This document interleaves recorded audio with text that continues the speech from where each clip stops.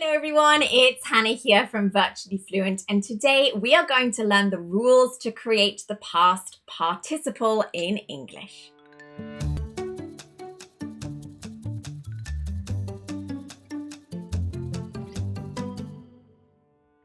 The past participle of the verb to walk would be walked. We can see this special ed at the end of the verb. And the past participle is really useful. We use it in so many different grammatical structures in English. For example, in tenses. This is used in the perfect tenses. In the present perfect, I have walked. In the past perfect, I had walked. In the future perfect, I will have walked. So it's really essential for some tenses. You'll also find it being used as an adjective. We have these ed adjective endings. This film really interested me. The tired child stopped running. If you know about the passive form, you'll also know the past participle is essential for this, verb to be plus past participle. For example, the topic was presented well. My birthday was celebrated. And we also use these in participial phrases, which are slightly more advanced structures in English. For example, tired from running, the children finally fell asleep. So these are the four main uses of the past participle or the ed ending. Now we're going to learn exactly how to create it. So we must remember that there are regular and irregular verbs. Today, we're going to focus mostly on the rules for regular verbs. So we've already seen the example walked, and I'm going to tell you that the past participle of talk is talked. So all we do to the basic verbs in English is add ed to the end of the infinitive verb. Look becomes looked with an ed ending.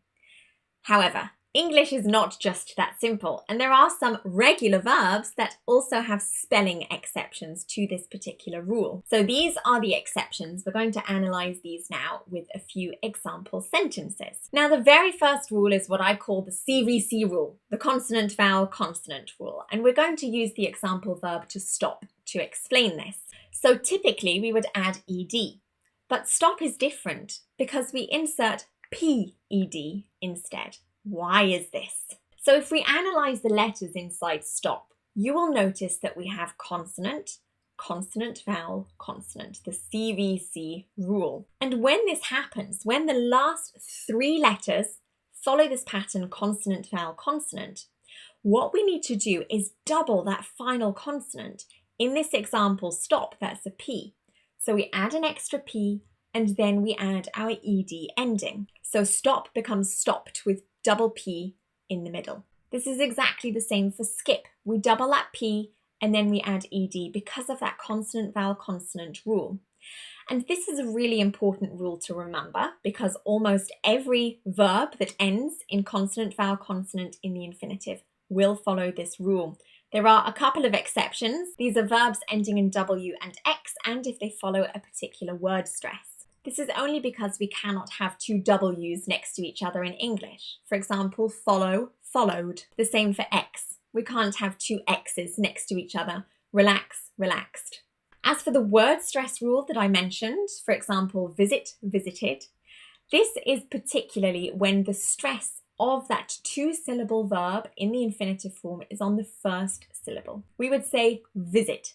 And in this case, even if it's consonant, vowel, consonant at the end, we would not double that final consonant. So that is the consonant, vowel, consonant rule. We do have a couple more. The next one is the E rule. This is any verb that ends in the letter E, for example, dance.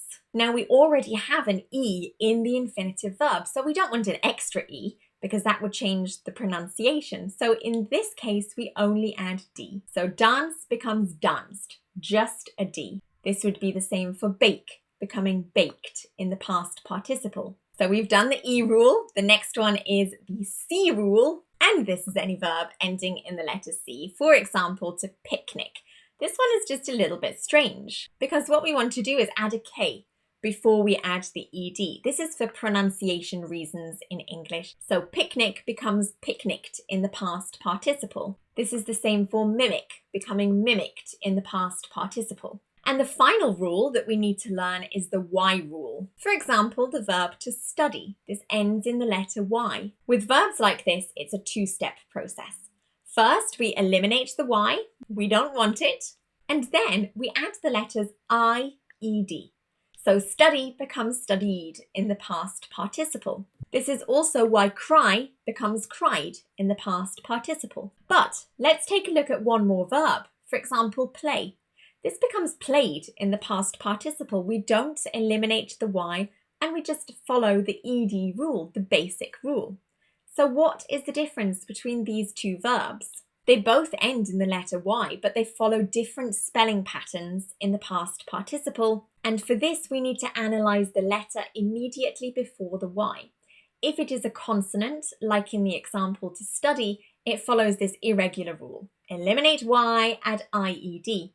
But if it's a vowel before the letter Y, like in play, then we follow the basic rule and add ED. So study, studied with that IED, and play, played with just ED. So those are all of the rules to create the past participle in English. They're basically spelling rules in English. Now, all the verbs that we've looked at so far are the regular verbs. But remember, at the beginning of today's video, I also mentioned we have irregular verbs. Now, these are just a list of verbs that you simply need to sit down and learn in the past participle form. The verb to know is completely irregular. This is known with an N in the past participle. See becomes seen in the past participle. Drink becomes drunk in the past participle.